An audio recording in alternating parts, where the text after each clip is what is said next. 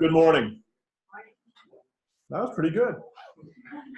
I'm David Redden. I am actually the director of the CCTS BIRD unit, which is the Biostatistics, Epidemiology, and Research Design. Been working on that, oh my gosh, I guess for almost 7 years now. Dr. Sag and I go way back, all the way back to projects all the way, I believe, in 2001.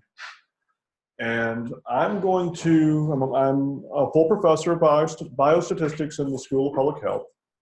But what I want to do today is just to give you an overview before we go into a long weekend. The title of the talk was given to you as Biostats 101, Study Design. We can fall back to it, but I would rather have a little bit more fun and call it the Magnificent Seven questions for study design. It's only a partial joke that if I'm walking down the street, somebody will stop me, literally stop me and say, "Hey, Dave, how many people do I need for this study?" Trying to, start a discussion about power calculation. The interesting thing to me in my graduate program and all my training, you know what the one thing they didn't teach me? How to design study.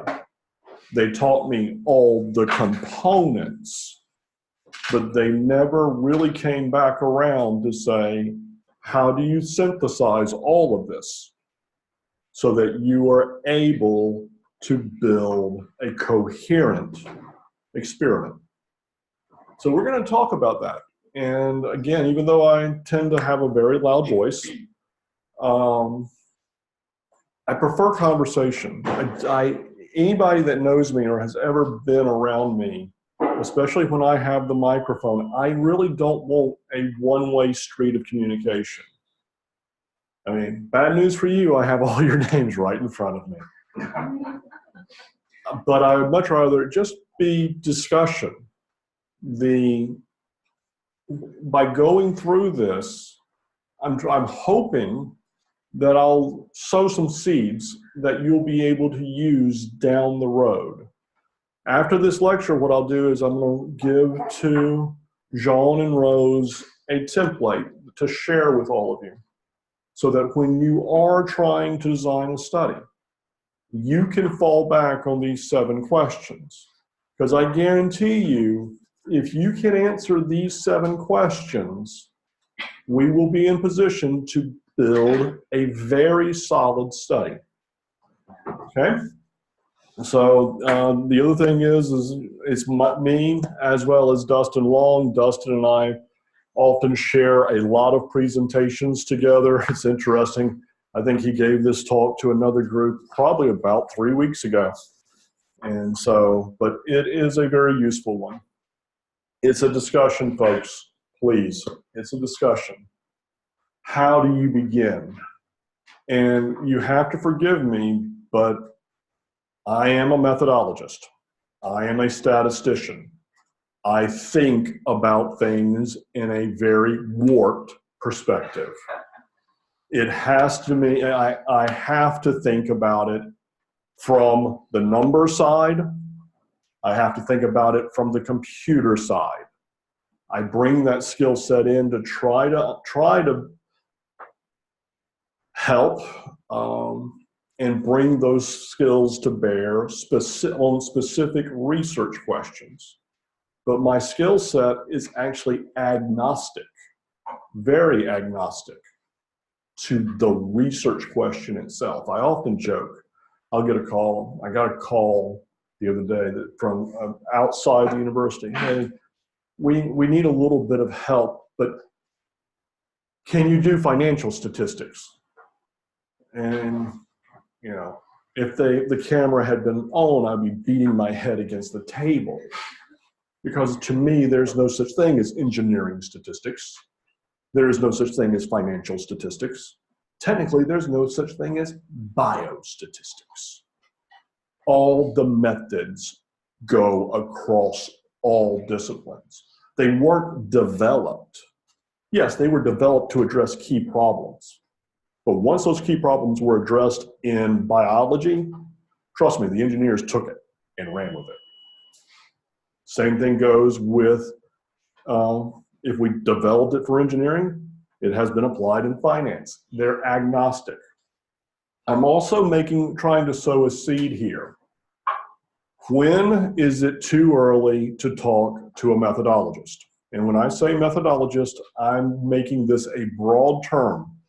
There will be people who say, well, you need to meet with a biostatistician. I don't have a union card. I don't own the methods. I'm not the only one, and I'm not the only discipline that was trained in these methods. There are times you will need to meet with computer scientists. I will call them methodologists. Epidemiologists, they're methodologists. Healthcare organization and policy, they're methodologists.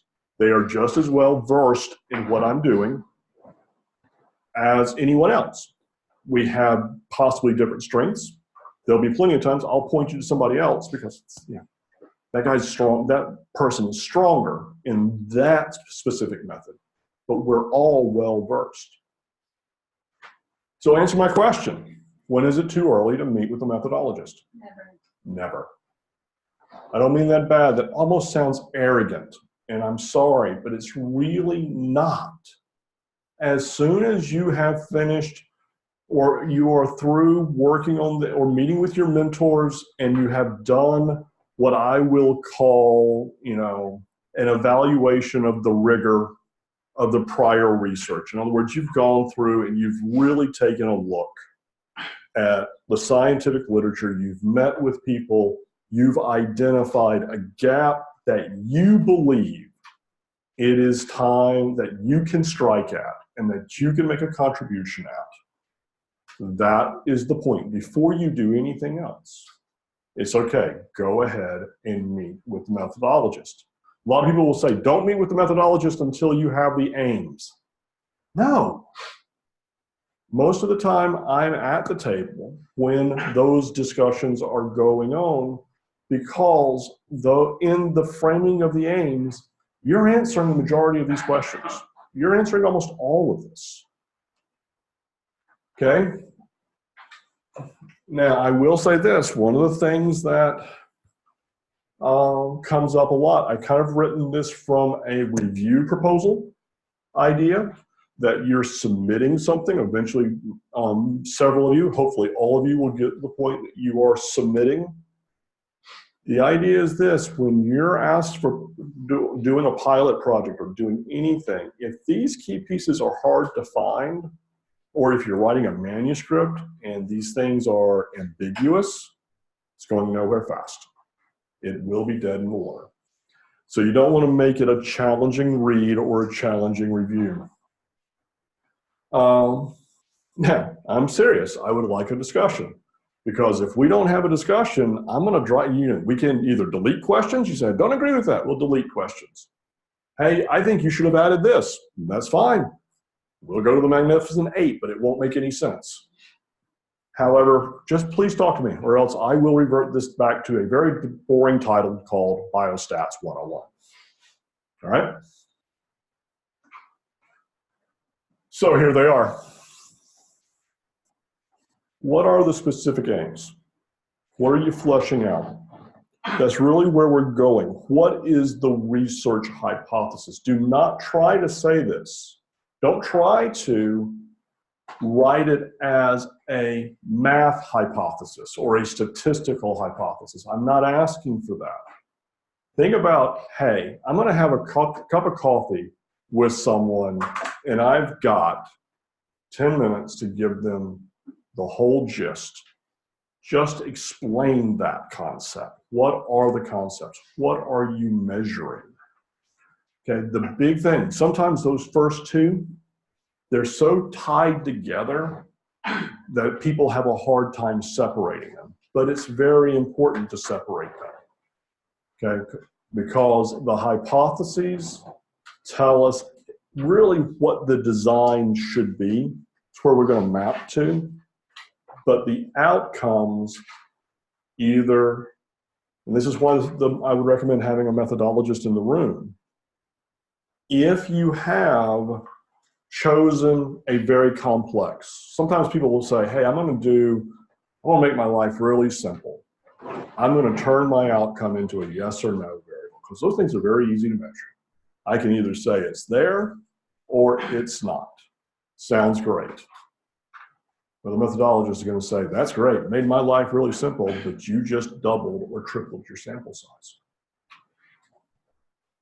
It's consistent. Stats theory will tell you, point blank, if you really want an easy to design study, okay, make it binary, make it yes, no. But if you do that, then it becomes a large study very quickly.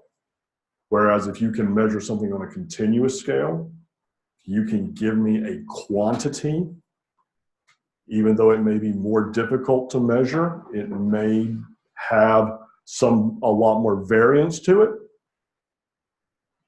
and it will complicate the design because it's going to make us request more information. We got to be a little bit more careful.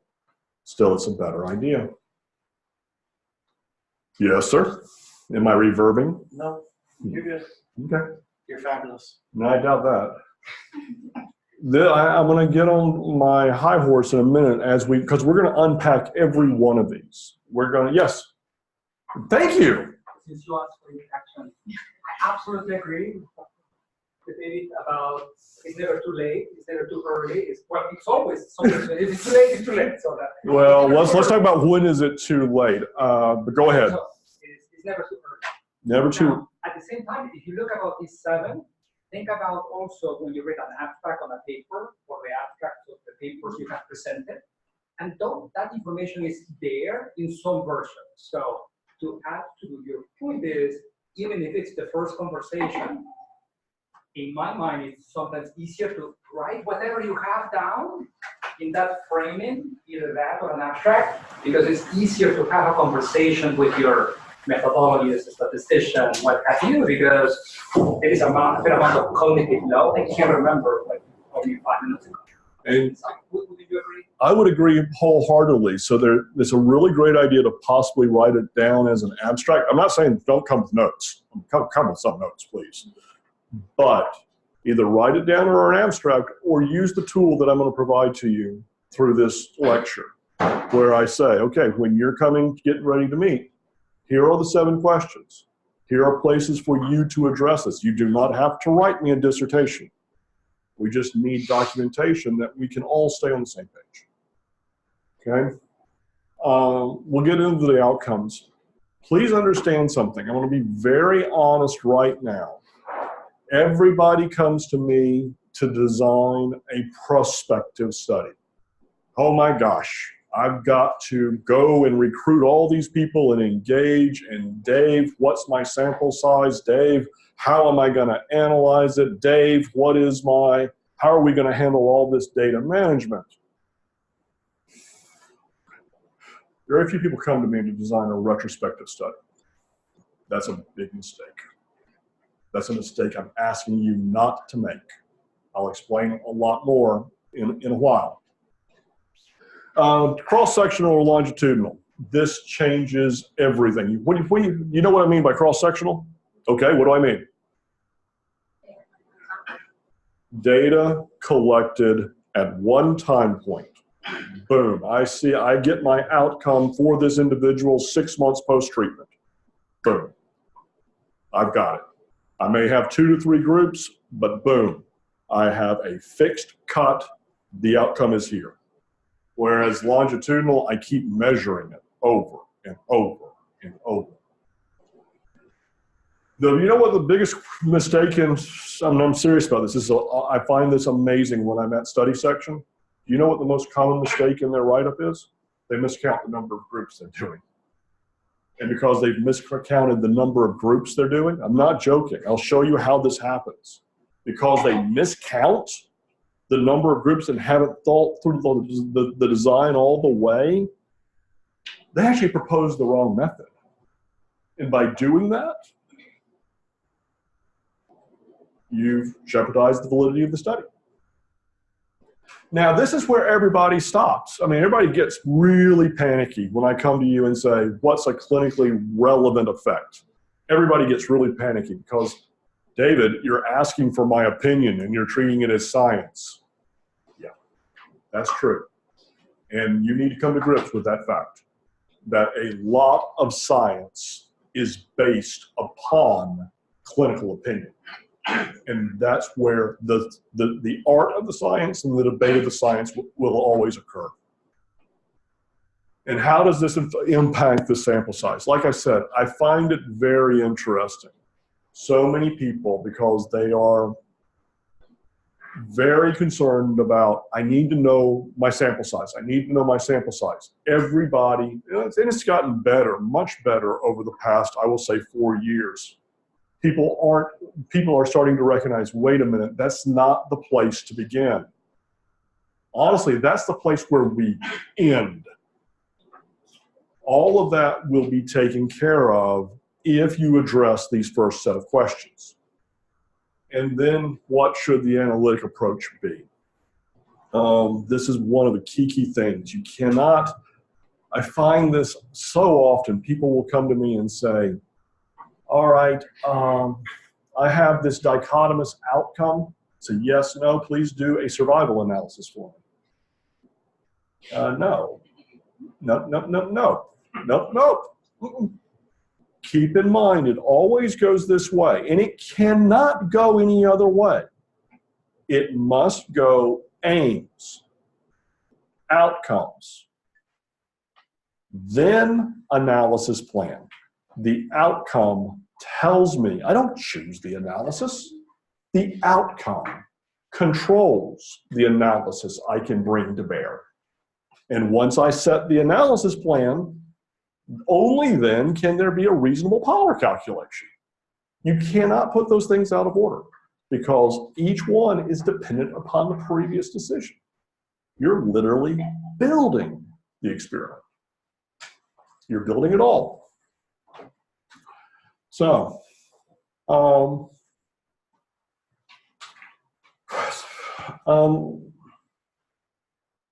there are times that people bring me things that aren't testable.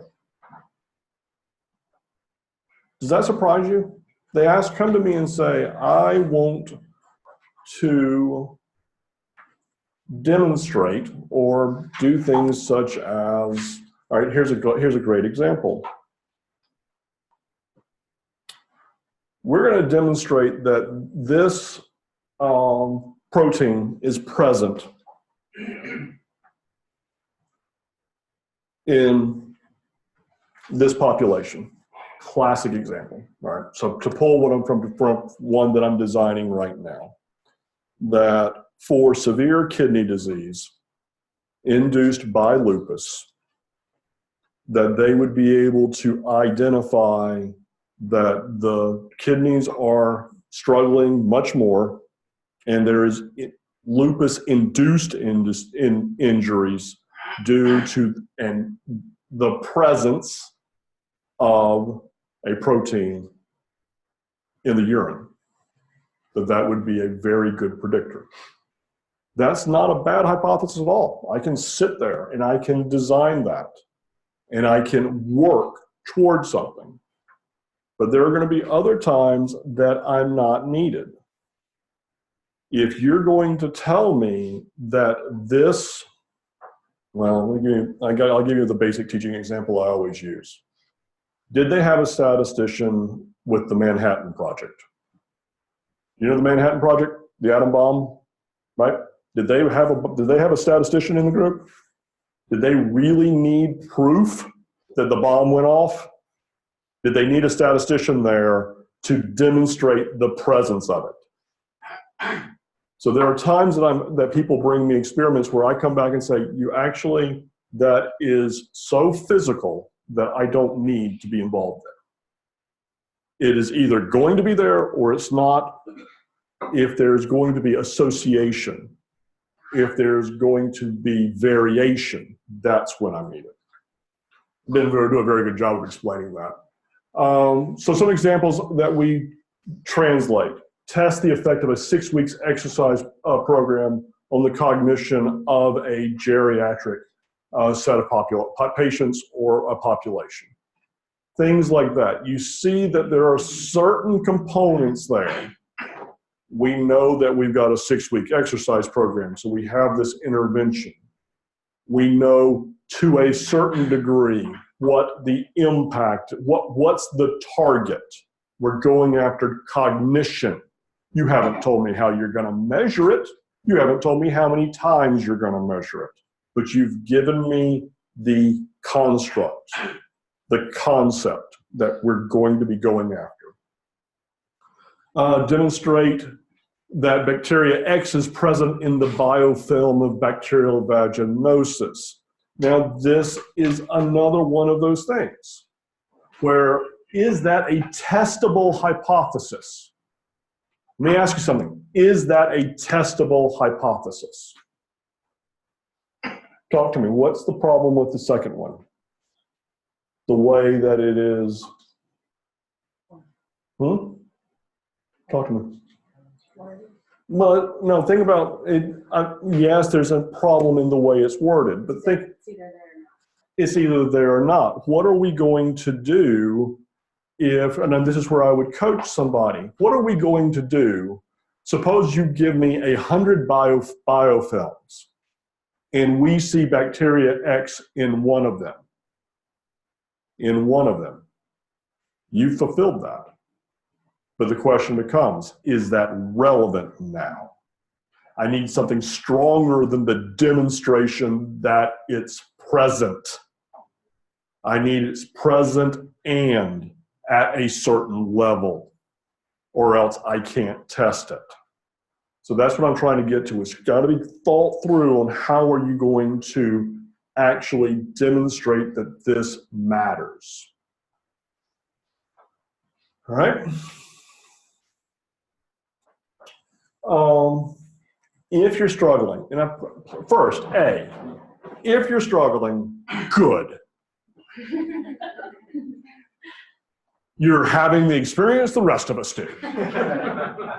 It's the absolute truth. You should struggle with this. This is not something you should feel like, hey, I can do. We're all very talented, but to do really good science, pardon my word, it's painful. It can be painful because you are going to have to struggle to be able to push that boundary back. One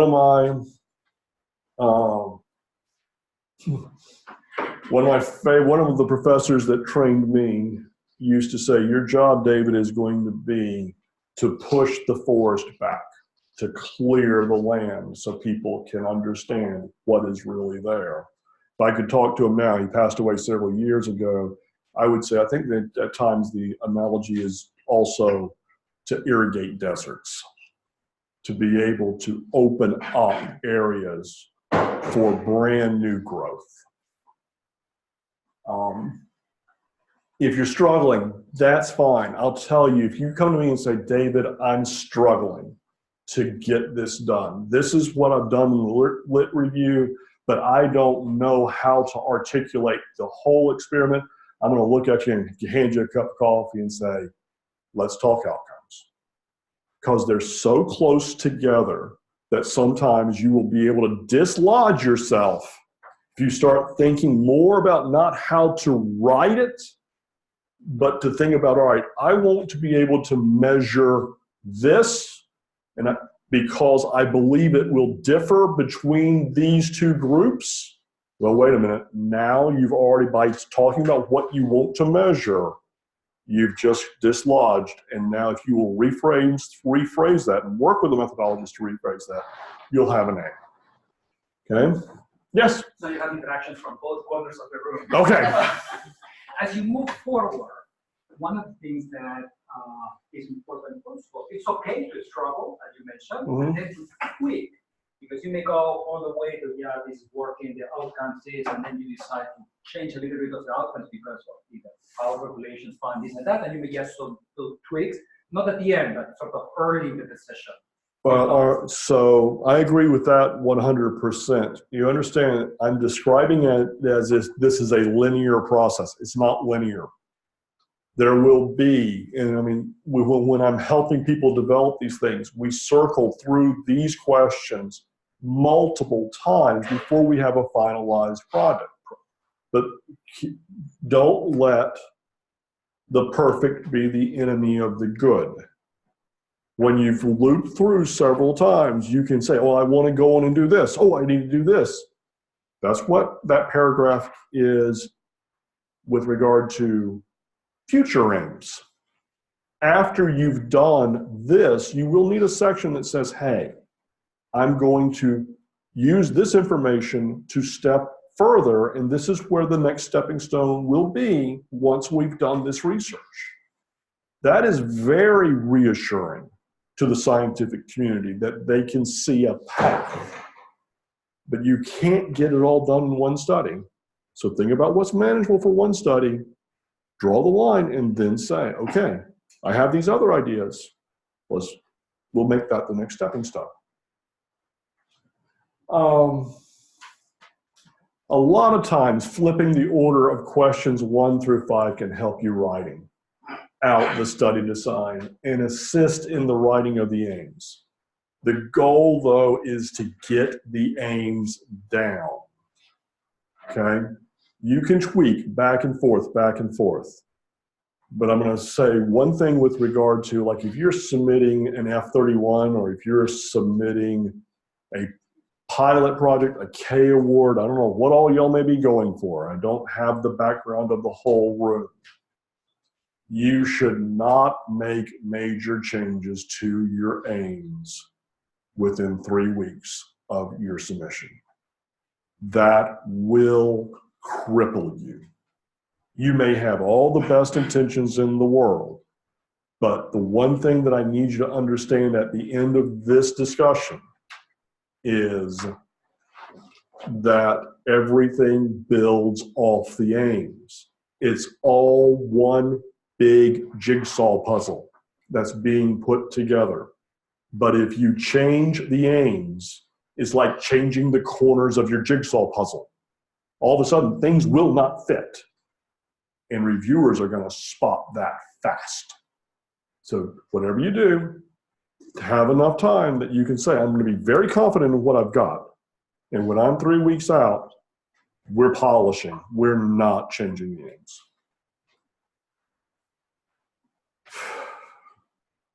One of the things that I can't emphasize enough is when I say outcomes, all right? Literally, if you came into like one of the bird clinics on Monday or Wednesday, which we have the bird clinics on Monday run from 10 to 2, and we help people design all their studies. We have bird clinics 11:30 to 1 here on Wednesdays. That's where you get your free lunch. If you want to see me, you get Monday, no free lunch.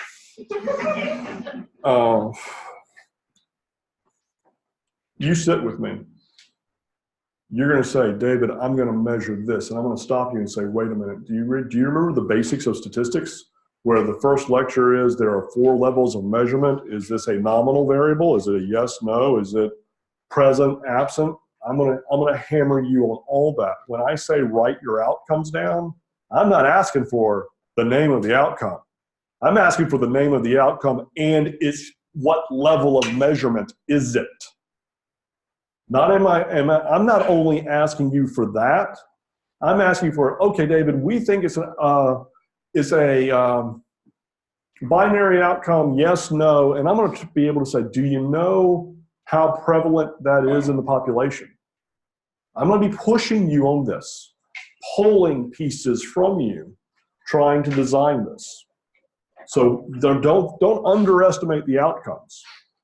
That's where a lot of work goes in. If you come to me and say, I'm going to measure their, I'm going to give you the worst teaching example ever. I'm going to measure IQ. Okay, well, that makes it really easy. That's a standard deviation of 10. That's a psychometric instrument. We know exactly what the standard deviation is or how variable it is. But if you're going to give me something like serum creatinine, and you're going to say, David, I want to design the study on serum creatinine, I'm going to have to turn back around and say, okay, have you found in the literature estimates of variance? Can you tell me how variable it is? Because that's going to go in to what we have to use to design these things. Any questions at this point? Nope. No questions. I was a little worried about Friday before a 3-day weekend. List all the outcomes out on a sheet of paper. Okay, I am going to give you my biggest pet peeve. Don't you dare come into the clinic with this. Here you go, Dave. Here are my 10 primary outcomes. No, I don't think so. No. If you do that, can I tell you what you just told everybody? When you come in with multiple primary outcomes. Eric, what are you telling somebody when you say I have multiple primary outcomes? You don't have a primary outcome. You don't have the confidence. You don't have the confidence to be able to say, in my scientific opinion, this is it. You're not willing to put your flag down. You got to put your flag down. There's no choice. Okay? Let me tell you something. Remember, I'm the statistician. It's okay to be wrong.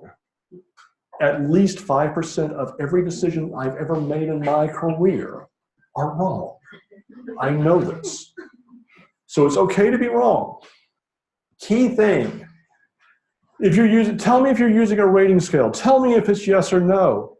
If you're going to an instrument, if you're going to say, hey, I want to give this questionnaire, if it's a psychometric questionnaire, pull the literature on it.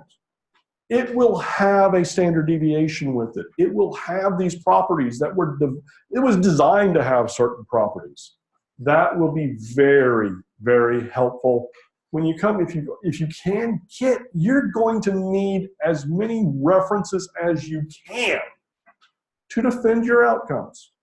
Because NIH has made this huge push, rightfully so, on rigor and reproducibility, and they changed their language 4 months ago to say that they want to know the rigor of prior research. In other words, give us the basis for believing this is a rational scientific hypothesis.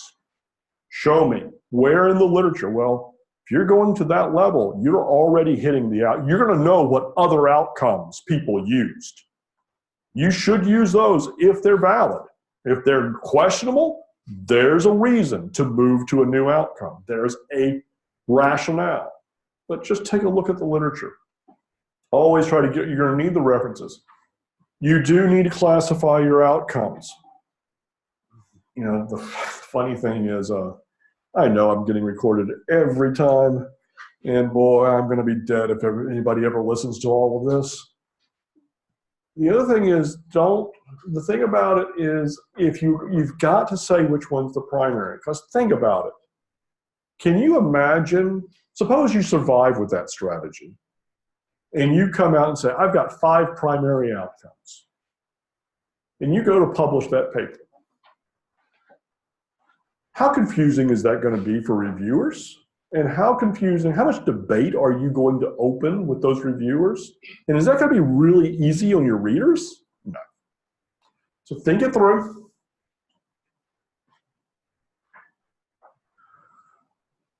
All right, here's my high horse. Please understand. If you're doing a retrospective study, you don't skip a damn question. Do you hear me? Just because you've got this database over there, just because you've got the EMR or EHR, and you can get somebody to pull data from you, guess what, folks? You can't skip any of this. Otherwise, you're going to have the never-ending study part 2. Because the bottom line is, unless you have this structure, there'll be no end to it.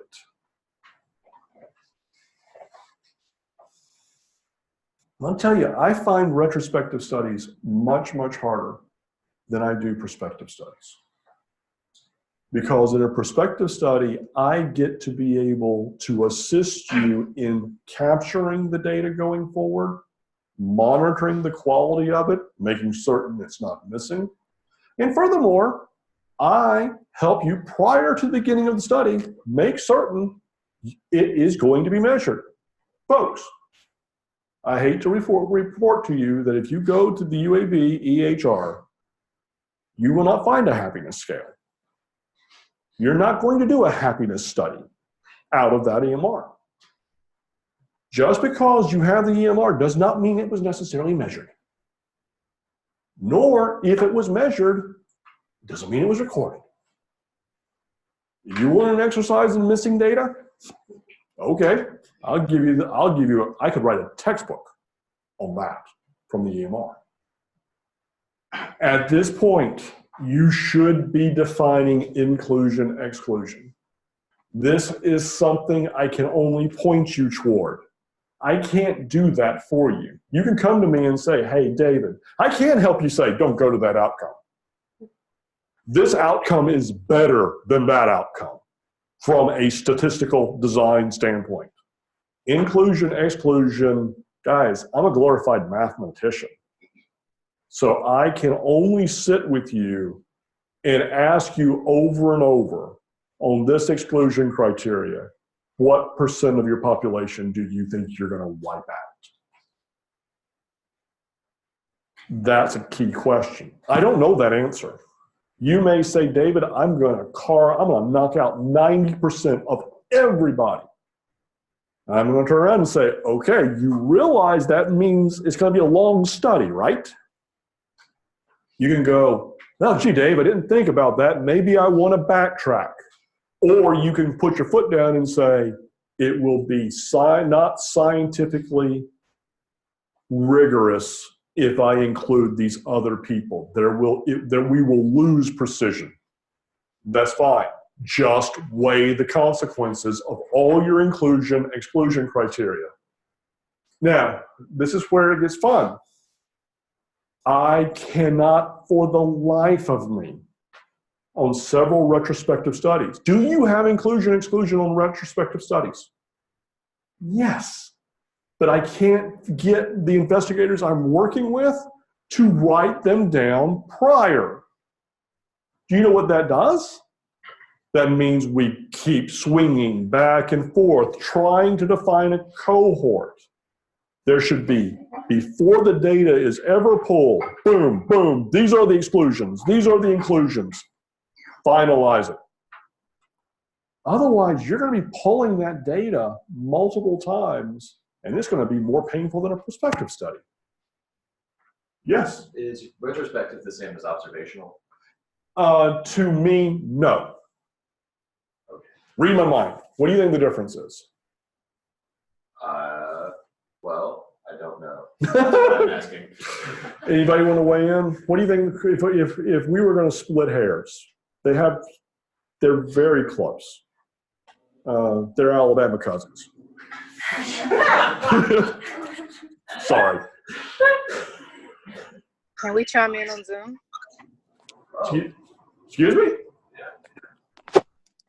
So what do you think when you say observational study? What do you think? What are you saying? What's your layman's definition? I usually just mean data that's already been collected by someone else, and it's not necessarily experimental. Okay, but you see, at that point, you're knocking out cohort studies that can be prospective.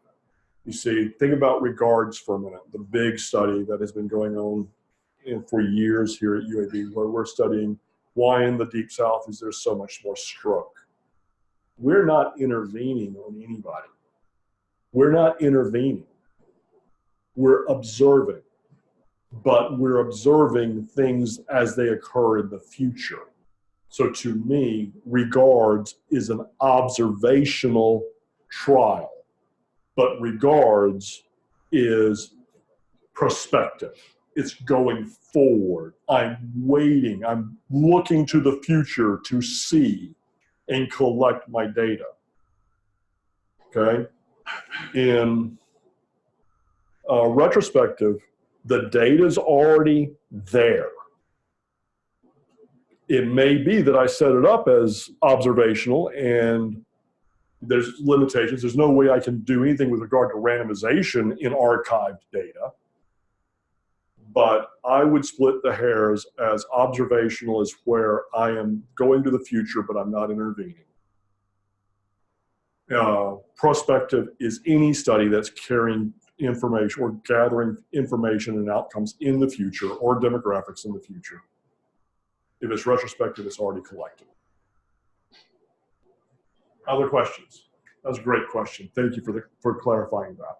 Yes? Yeah, earlier, when you were doing that overview, you said that it made me think prospective is maybe not a bad idea, but retrospective is a better idea. No, I actually want you to understand, both to me, this is heresy for a statistician to say. This is literally heresy, because there are people who, I just came out of doing a short course where clinical trials are the gold standard of our research. I'm so sick of hearing that. Okay, I'm so sick of hearing that. There are plenty of things that a randomized controlled clinical trial is a great thing. However, there are certain scenarios that is impossible to pull off, and therefore we're either going to have to do something retrospective, or we're going to have to do something that is inherently observational. All of that, to me, is equally valid. Okay? I think people have a a bias in their minds. It's easier to do retrospective. I do not personally believe that at all. Do I believe a prospective trial is more valuable than a retrospective trial? No, I do not necessarily believe that either. I'm not going to make those blanket statements. What I'll make the blanket statement is they both need to be equally rigorous. Okay? There are different conclusions that can be drawn from them, but valid, rigorous conclusions, if they're well designed, can be drawn from both. All right? Does that clarify it? Okay. I don't have a favorite. I don't get to have favorites. I'm just trying to get some answers. That's all.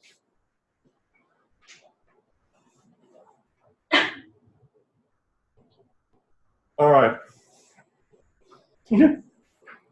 Each of these questions are building, because all I'm trying to do, all of this thing, notice I really haven't done anything stats yet. I haven't said p-value.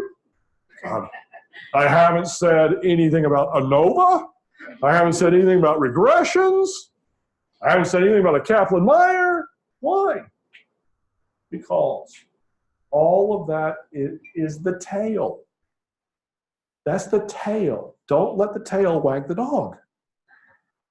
Okay, I'm trying to pull all these pieces. These are all essential pieces for me to be able to say, we will analyze the data this way. Okay, going back to the retrospective, observational, all that also plays into what tools can I bring to bear on this data. When I ask this, how many times will you measure the subject's outcomes and exploratory variables? One time? Cross-sectional.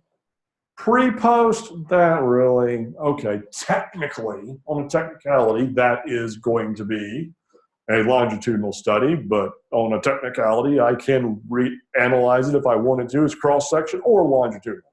So there's your middle ground. But if you give me something that has 3 time points in it, all right, now you have definitely tied my hands and we've got moved into the longitudinal framework. All right?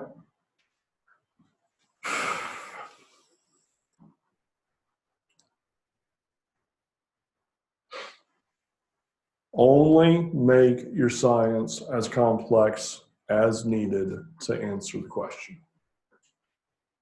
Okay? It all comes back to your question. Don't ever get bogged down into, do you know what, I mean, if y'all really just want to torture me, since we're all now good friends, if you ever just want to torture me and stop me on the street, if you want to see me literally go almost explode, I hate it when a researcher goes, hey, David, there's a new sexy method. We need to use that. What? Like, I get to pick the method? I don't pick the method. The question picks the method. So be mindful of that. That once you've gone to say, I've got 3 time points, you've ramped up the complexity of the analysis. You're making it much more complex. Ask yourself, is the complexity needed? Do you really want to try to find 120 people 3 times? Or is it better to say, I'm only going to find them twice? Think about these other things. You know, there are people who come in and say, you know, in animal studies, it's different. I know where the animal is. Okay, I know where the cage is. But if you're talking about a human trial, and you tell me you're going to have a 2-year follow-up? Really? You're going to see them you're going to see them at baseline, 1 month, 3 months, 6 month, 12 month, 18 month, 24 month. I don't believe you. And your review group wouldn't believe you.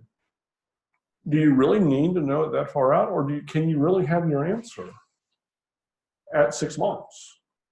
So just ask yourself. Try to keep it simple. I do believe in simple is better, as long as it answers the question. You're going to laugh at this. How many groups? This is where people mess up terribly. I have probably triaged in study section about 10% of everything I've ever reviewed has been, we will not score this for this following mistake. I know that's mind-blowing, but it reveals that there was not sufficient time or effort in the laying out of the aims where the researcher and the methodologist were interchanging their ideas and understanding each other's perspective. This can be tricky. It sounds easy, but let me talk about something. Suppose I have 2 interventions, behavioral therapy, yes or no, and then I'm going to give them, and I do this all the time in the VA, because we don't like necessarily the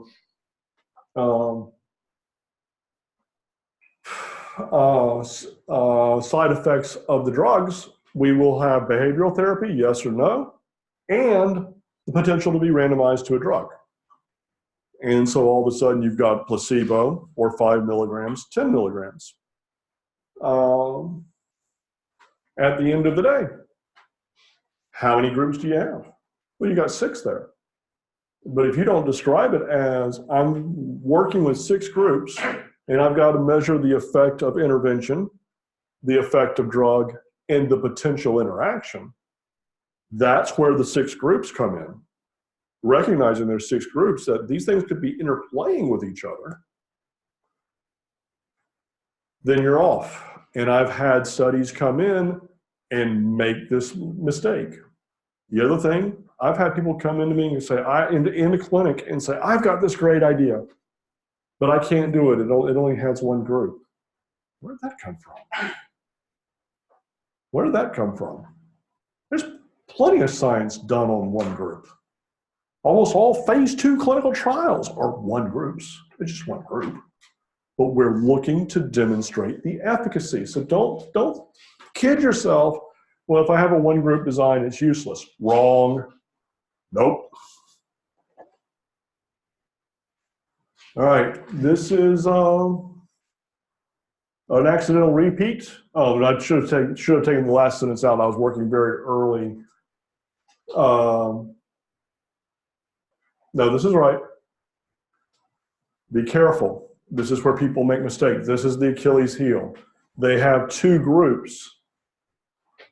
I should have taken out the placebo 5 milligram and the 10 milligrams. Is if you are repeating observations on individuals. If you have a 2-group study and you have it longitudinally, time does not create new groups. Don't make that mistake. Okay, that is a huge mistake in study section.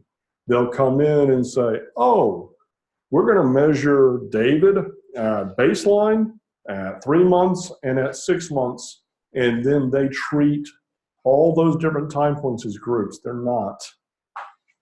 That's confusing longitudinal and within. What if I have say I have 2 groups in a repeated cross-sectional design instead of a longitudinal design? Would those all be different groups? So you've got two groups. So if I have two groups and say I have Let's talk this through. Two groups. two groups, and let's say I have three different cross-sectional time points. So they're not the same people over and over, but you're testing the same intervention maybe at 6 months, 1 year, and 2 years. Okay, so if there are different individuals coming into those groups, if there are distinct groups at those time points, I will tell you have 6 groups at that point. The only question you have to really ask yourself over and over, and this is something I am very quick to ask somebody when they come into the clinic, are you measuring anybody twice? Does anybody get measured twice? Because if that occurs, that ramps up the complexity of the power calculation. I'm going to have to make more assumptions. I'm going to have to help you make more assumptions, and I'm going to have to defend those assumptions. That's okay. There are benefits. We just have to weigh these out as a group.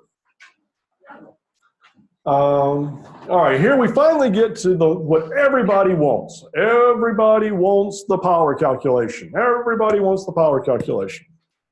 Yes, that's true. And it strikes terror into the heart of even the most seasoned investigators, because we will start with, tell me what's clinically relevant. And you'll come back and tell me, well, I need a p-value less than 0.05. You have to understand when I say what is clinically relevant. There is a difference between clinical relevance and statistical significance, and you cannot confuse the two. You cannot ever interchange the two. A lot of confusion about statistical methods is simply because people want to confuse or accidentally confuse them. Okay? You give me a big enough sample size and I can declare anything statistically significant. You give me a big enough sample size and I can literally split a hair's difference between two populations. And I can drive it to the point that by mathematics alone, it will achieve a p-value less than 0.05. However, it doesn't matter. It doesn't matter in clinical practice. So I have to ask you, when we're designing the experiments, what is, in your opinion, the smallest meaningful difference that matters? If we're going to change it, how much must we change it?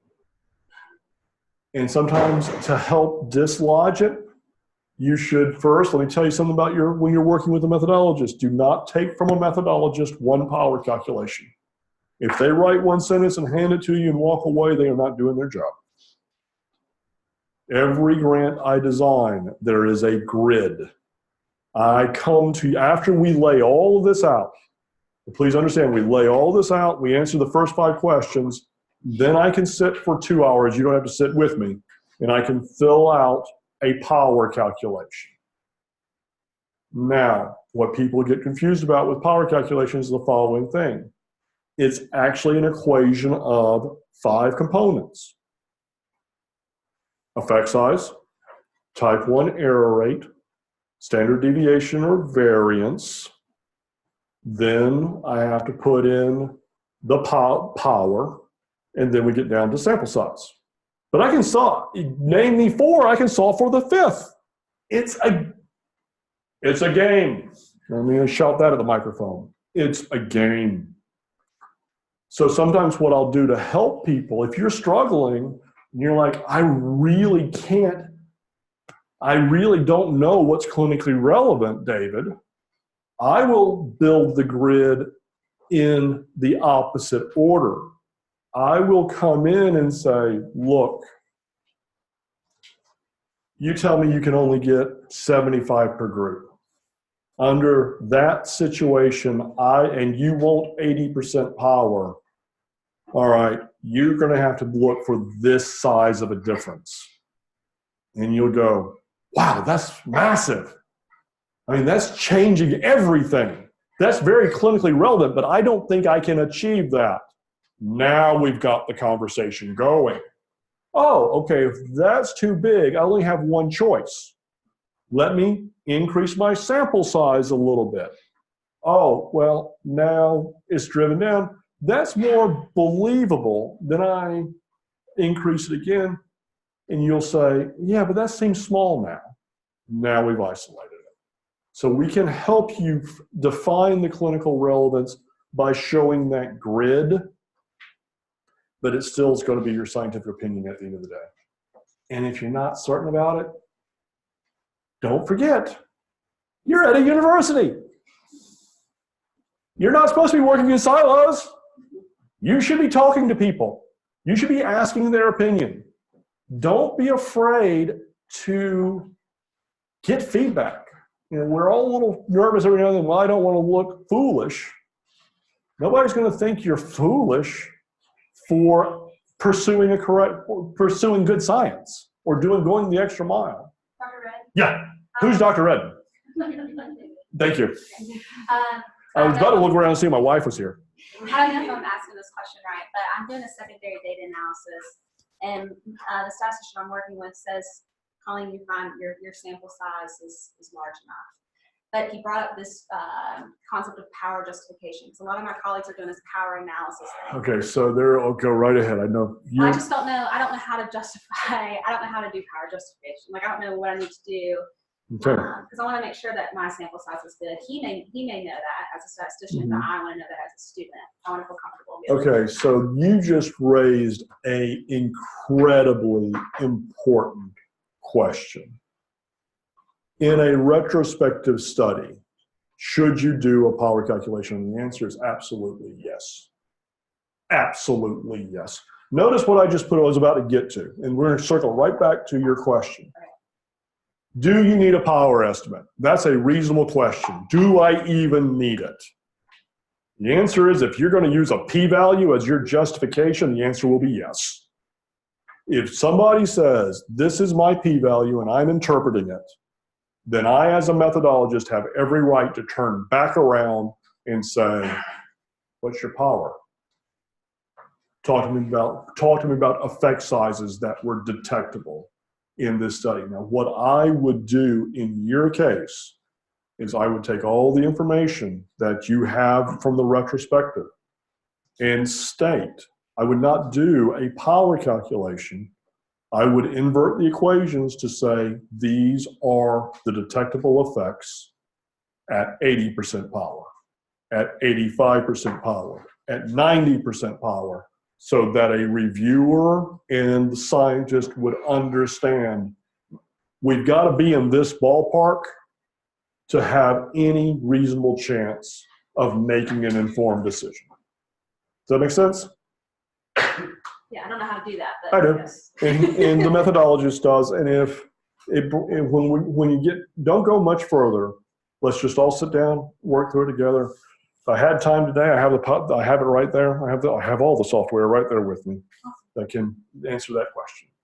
Okay, but keep in mind the following thing. If you are going to use a p-value, yes, you must have a power calculation. Hey, David. Yes. Can you define power? Oh, yes, I can define power. Power is very simply the probability of rejecting the null hypothesis, rejecting it, and concluding the alternative, which is what you want to do because that's your research hypothesis. Your research hypothesis will always be the alternative hypothesis, given the alternative hypothesis is true. See, we're going to do a power lecture very soon, and I'm going to demystify power for you. You will never forget what it is, and you'll understand it better than 99% of the population of scientists. I guarantee it to you.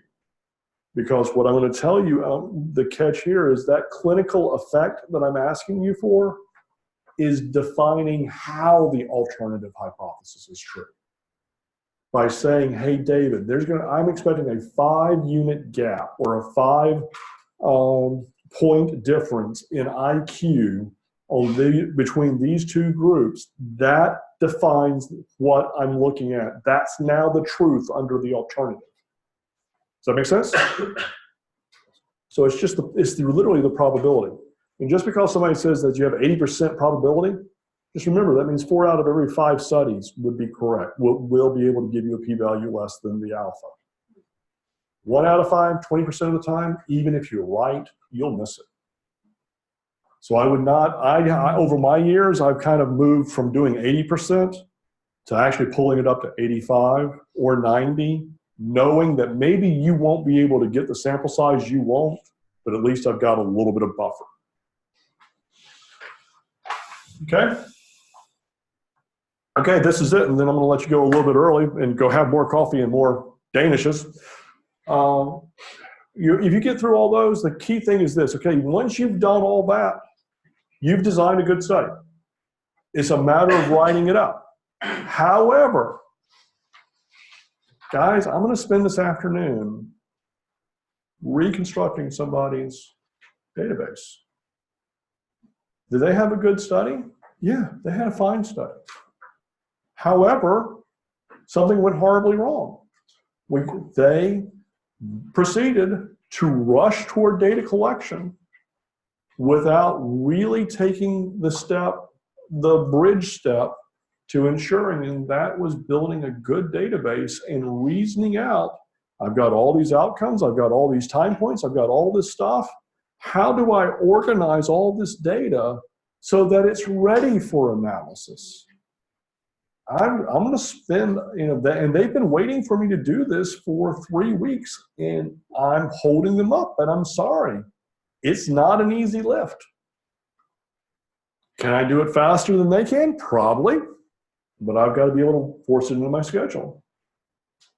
Even the most solidly designed study is completely compromised if data collection and management is poor. In my experience, this is where almost the best, there have been hundreds of great studies that have taken a bullet right here. It's hard work. Okay? Questions? So don't forget to talk to the methodologist about the data management, and even retrospective studies need data management. You're going to have to archive that data. You're going to have to be able to say, when you're publishing, this was the final analysis data set.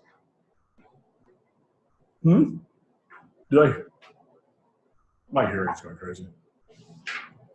It stinks to be 50. All right, any questions? Any questions? When you're saying data collection and management, it makes me think of like how you format your data set, like if it's long or wide. Is that Yes. what you're saying, or is there more to that? Okay, there's a lot more to it than that. So, for example, where are you going? What are you going to store your data in? Are you going to store your data in REDCap? Are you going to store your data in Excel? Are you going to store your data in SPSS? Are you going to store your data in SAS? How are you going to do it? Then you asked a very good question. Are you going to make it a long array? I typically use long arrays for cross-sectional studies. If it is a longitudinal study, I will make a deep array and have a time variable so that I don't just keep marching out to the right. It's kind of hard. My screen's only this big. There are hundreds of variables over here on my screen I cannot see. However, if I keep it deep, I can scroll through. The other thing, simple things that just drive people insane, variable names. What about your data dictionary? Literally, you're going to have to come up with, somebody's going to come up with a variable name. It's going to have to be short. I do not want spaces in that variable name. That means there's words, not variable names. I don't need sentences, and I sure don't need punctuation. You're laughing. People bring this into me every week, where their variable names are literally sentences. Some of them are paragraphs. And I have to, and then we have to take all that information out and rebuild it. Bottom line, are you going to have drop-down menus? I mean, drop-down menus are really nice mainly because it saves the issue of people mistyping. It makes it consistent, and it limits their choices, so you don't get crazy answers in your fields. So these are the things you got to reason out. And you got to do all that after. I'm just saying that a lot of people might, usually when we get like a notice of grant award, everybody's ready to go out and celebrate, and I'm the guy going, oh, here comes the hard work. Here comes the heavy lift. Because, and a lot of times we just butcher this step. And I said we. We're all trying to do so much. My best advice is early in your career, make it the habit of doing fewer studies and making them exceptional instead of trying to do a lot of studies and them being, okay? All right, guys, I'm gonna let you go. I'm actually gonna run out of here and go design somebody's grant. David, before everybody gets up, Rose is just going to pass around because Becky and Leah are not here. Just a very quick evaluation, if you don't mind. Just take 1 second to do that. And I also just wanted to bring